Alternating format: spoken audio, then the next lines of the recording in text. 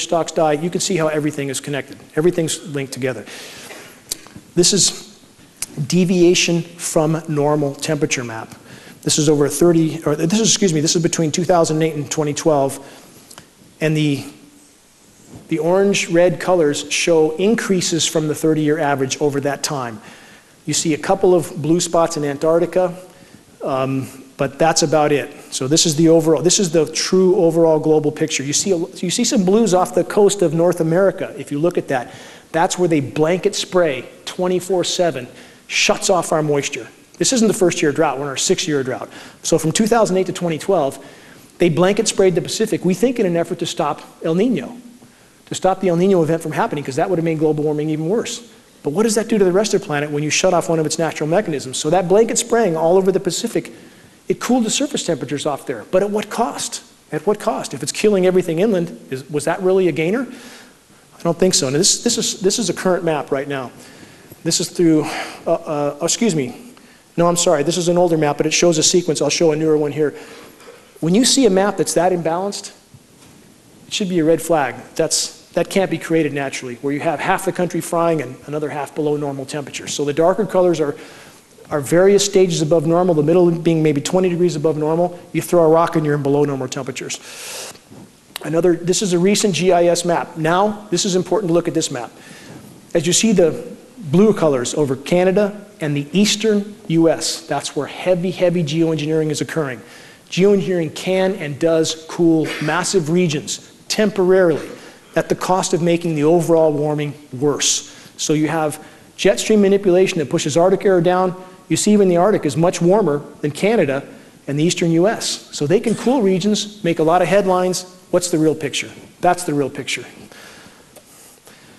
Global temperature records. Again, no downward trend there.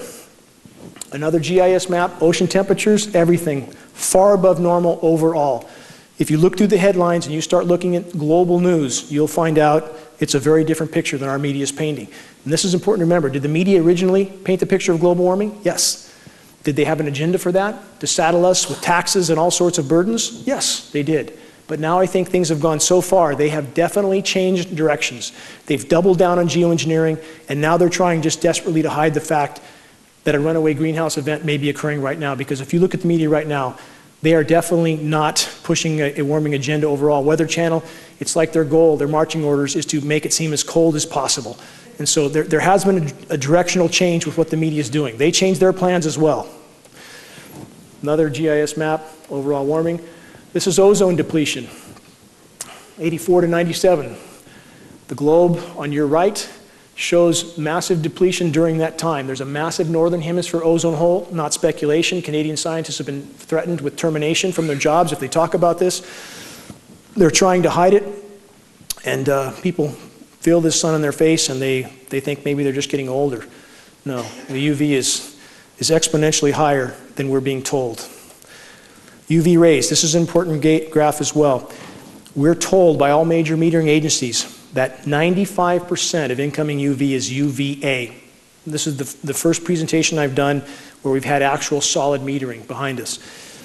That means 5% is UVB, that's the more harmful band. We now know that at least 60% of incoming UV is UVB, 60. That's a 1,200% increase in UVB. As I said, we're actually getting UVC, the last stage before X-ray. We are told by all major agencies UVC stops 100,000 feet up in the atmosphere. Not anymore. These are trees from Costco. They all look like this. Bark's gone. Trees look horrible. Nobody seems to notice, but they'll notice soon enough when there's no trees left. Dead branches sticking out everywhere. This is a typical stress response when trees have too much radiation. They start dropping branches, they start dropping foliage. We're seeing it all over the forest. Drought is only one issue. The excessive UV is absolutely another. More trees from Costco, burnt bark. Well, this is the road we're on, and a lot more of our roads look like this now. When I moved up here 10 years ago, you couldn't find many. The forest was green and lush. Not so anymore. I live in a forest. I've grown up in a forest. I spent my life in forests. It's deathly silent there now. This is a map that's still applicable, even though this is an older map. You see the western US is in protracted drought, while the eastern US is now getting excessive moisture. As they try to create artificial cloud cover, it tends to migrate the moisture. So the moisture that comes over us is aerosolized. The storms come late, if they come at all, almost no moisture, and they migrate that moisture further east, where it comes down sometimes in a deluge. So you get half the country in drought, the other half with excessive rain. How climate change makes wildfires worse. This is the sort of article that completely ignores the elephant in the room. Again, what about geoengineering? And on the fires in 2008, we know that during that week, you guys all remember the fires in 2008 probably, we know that NASA's mobile DC-8 lab was doing monitoring testing during that week. What kind of testing is that? That lights a country ablaze and impacts countless lives. Is this just a game for them? Is it a game to treat the atmosphere like a physics lab? That was a test of some sort in 2008. So where are the climate scientists, and how can they be so completely oblivious to a raging elephant in the room? And this is where articles like this don't acknowledge that. Unprecedented storm sparks California fires. This is referring back to 2008, as I just went over. Solar flare could unleash nuclear holocaust across planet Earth, forcing hundreds of nuclear power plants into total meltdowns. This is also very important. This is relating back to the pharmaceutical cure for planet Earth. The more they spray, the more they have to spray. As they destroy the ozone layer, they destroy the Earth's natural protection. Now, if we have a large CME, a large solar flare, we may have Fukushima times 100 or 200, because solar flares can knock out grid power, no grid power, nuke plants can't cool themselves, they go into meltdown. So the more they spray, the more they, I think, feel they have to spray to provide protection where we once had natural protection, now we have to have toxic metal artificial protection. So this is one more way that geoengineering could end life on Earth, by causing more meltdowns. Weather control and HAARP conspiracy. There's no conspiracy. HAARP exists. We know what it does. For those that aren't familiar, extremely powerful ground-based radio frequency transmitters. They don't receive, they transmit. You have a huge facility in Alaska. You have about 24 big facilities ground-based around the globe. These facilities can and do routinely manipulate the jet stream. And the jet stream configurations we see of late to create these artificial storms appear to be direct results. We have HAARP monitoring stations that show where those frequencies occur. It's the 2 + 2 = 4 equation, period. I don't know how many have seen this. This is called SBX radar. This amounts to a sea-based X-band radar, which is a sea-based HAARP facility. It doesn't even look real. It looks like something out of a science fiction movie. And this is what happens when you have unlimited funds and nothing else to do but to experiment on planet Earth. So now you have these facilities around the globe as well. This is how HAARP is affecting the global meltdown, HAARP and geoengineering. These are ocean currents. We now have warm Atlantic water being pumped into the Arctic. That's thawing methane on the sea floor. Methane's releasing. Methane goes into the atmosphere, covers the planet like a layer of glass, begins to heat things up fast. Methane over a 10-year time horizon is 100 times more powerful than CO2 as a greenhouse gas. Again, all roads, so many roads leading back to geoengineering. Not to say that we don't have a problem otherwise. Not to say that human activity isn't a form of geoengineering, as I said. But geoengineering is like trying to put a fire out with a bucket of gas. It simply can't work.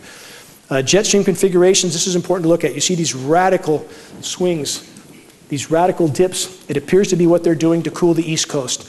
They create high pressure zones like the one that's over us now, pumps the storms far north. They can cool that air as it goes through Alaska and Canada, pump it down to the eastern US and cool off half the country while the other half literally fries and dries. It's exactly the configuration we're going through right now. Methane leaking from the seafloor. This is an illustration that shows how it covers the planet. You have hydrates that leak through the seafloor up to the surface. They acidify the ocean on their way up, and then they go into the atmosphere where they start to cover the planet.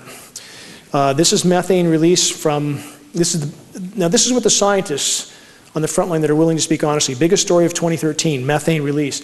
To give you an idea why methane is so important, there's enough methane in the reservoir that you see here in the Arctic, the Laptev Sea. There's enough methane there to extinguish life on Earth many times over, many. If this methane gets into the atmosphere, it's game over. It's that simple, it's game over. It's starting to happen now. If geoengineering doesn't stop and the planet's not allowed to respond, I think we have no chance. Global warming and the Gulf Stream. Our atmospheric pollution roadway to subsea Arctic methane-induced climate hell. Again, more stories that are not being covered by media. This is an issue that will change our collective reality quite quickly You'll hear about this soon enough. This is methane also. You see the graph goes straight up. No secret that it's increasing rapidly. CH4 is methane.